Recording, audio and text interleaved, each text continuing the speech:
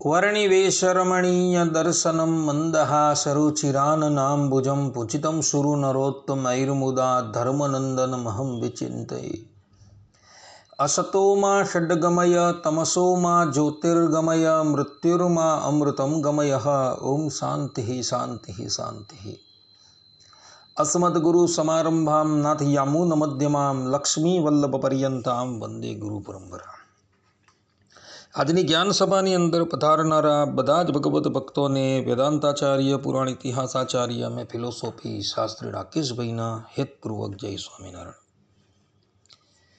ભક્તો, આજની આ જ્ઞાન સભાની અંદર આપણે બધા વાલ્મીકી રામાયણ બાલકાંડ સર્ગ 70 લક્ષ્મણજીના ધર્મપત્ની ઉર્મિલાજીના પૂર્વજન્મની કથા તથા તેના પ્રાગટ્યની કથા જે છે શ્રવણ કરશું।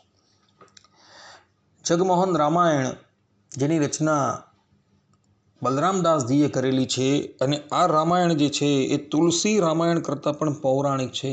એના બાલકાંડની અંદર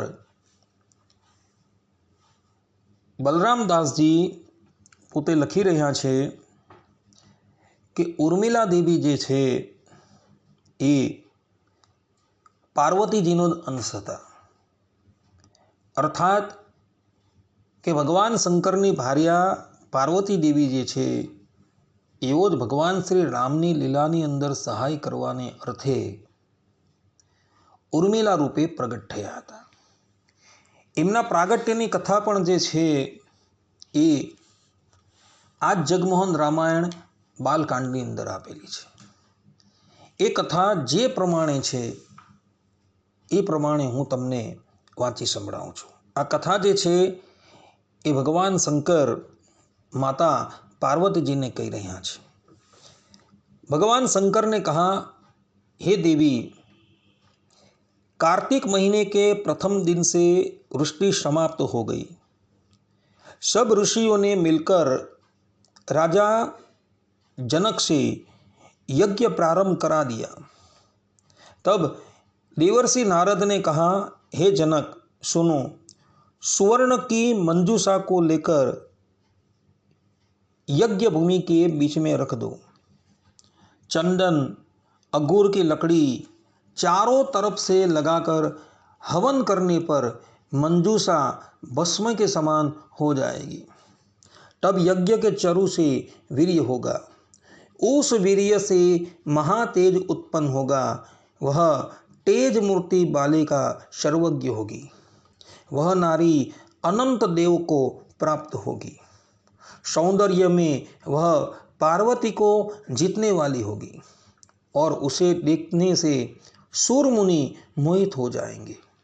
यह सुनकर जनक ऋषि प्रसन्न हो गए और बोले, अब यह दोनों अयोनिज कन्याएं मेरे कुल का उद्धार करेगी। केवल हम दोनों भाइयों के पुत्र नहीं है, इस बात से हमें चिंता बनी रहती है। नारद ने कहा कि तुमको 3000 वर्ष हुए हैं, 9000 वर्ष होने पर तुम्हारे पुत्र होंगे। जिस समय पुत्री तथा दामाद कृपा करेंगे उस समय दोनों भाई 4 पुत्रों को प्राप्त करेंगे। यह सुनकर ऋषिगण तथा विप्रगण जाकर यज्ञशाला में प्रविष्ट हुए। अगस्त आचार्य रूप में वर्ण हुए। फिर जनक ने मार्कंड, नारद, दुर्वासा, अष्टवक्र, विभांडक, पारेश्वर, गौतम तथा विश्वामित्र इतने ऋषियों का वर्ण किया। समस्त ऋषियों ने वेदध्वनि की।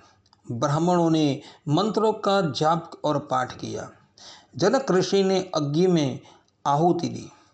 प्रज्वलित होकर अग्नि जलने लगी। कार्तिक के कृष्ण पक्ष तथा शुक्ल पक्ष में हवन होता रहा। दोनों पक्ष में हवन करने से मंजूषा स्थापित हुई।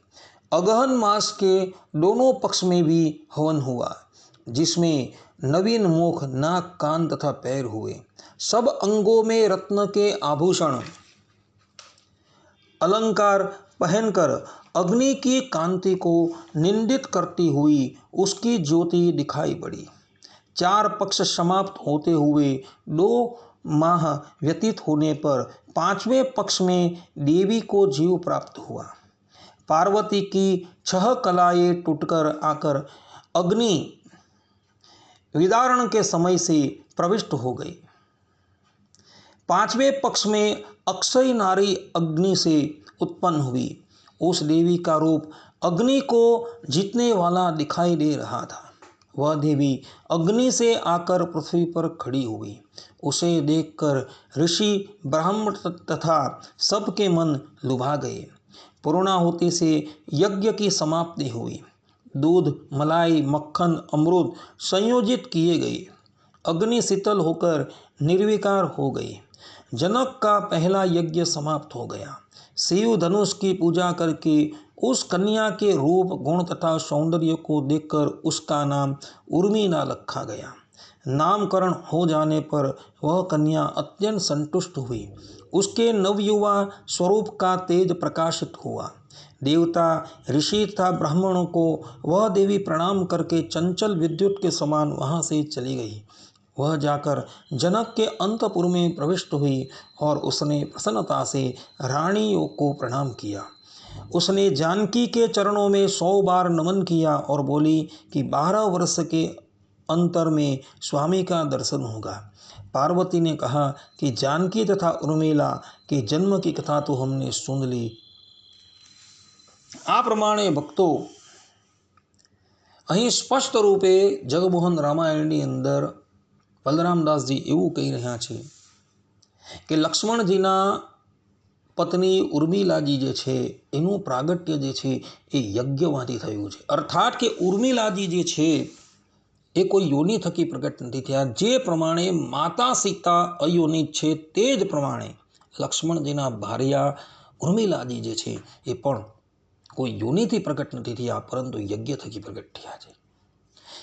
દેવર્ષિ નારદ આદિક ઋષિમુનિઓ જે છે એ જનક રાજાની પાસે યજ્ઞ કરાવતા હતા અને એ યજ્ઞના હવન કુંડમાંથી ઉર્મિલાજીનું પ્રાગટ્ય થયું છે અને એ ઉર્મિલાજીના લગ્ન અનંતદેવ અર્થાત કે લક્ષ્મણજીની સાથે કરવામાં આવેલા હતા। ઉર્મિલાજી જે છે એ પાર્વતીજીનો અવતાર છે અને પાર્વતીજીનો અવતાર હોવાથી એના લગ્ન જે છે એ લક્ષ્મણજીની સાથે કરવામાં આવેલા છે।